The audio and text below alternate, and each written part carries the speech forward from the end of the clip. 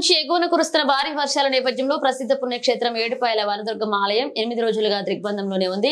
సింగూరు నుంచి నీటిని విడుదల చేయడంలో వనదుర్గ ఆనకట్ట పొంగి పొర్లుతూ అమ్మవారి పాదాలను తాకుతూ గర్భగుడి ముందున్న నదీపాయ ఉధృతంగా ప్రవహిస్తుంది. రాజగోపురంలో అమ్మవారి ఉత్సవ విగ్రహాన్ని ప్రతిష్ఠించి తెల్లవారుజామున అర్చకులు ప్రత్యేక పూజలు నిర్వహించి భక్తులకు తీర్థ ప్రసాదాలు అందజేస్తున్నారు.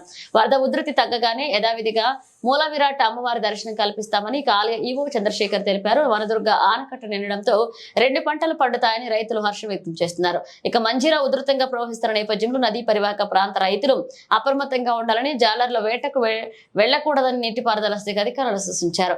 వనదుర్గ ప్రాజెక్టు గర్భగుడి వైపు భక్తులు ఎవరూ వెళ్లకుండా జిల్లా ఎస్పీ ఆదేశాల మేరకు బారికేడ్లు ఏర్పాటు చేసి పటిష్ట భద్రత ఏర్పాటు చేశారు.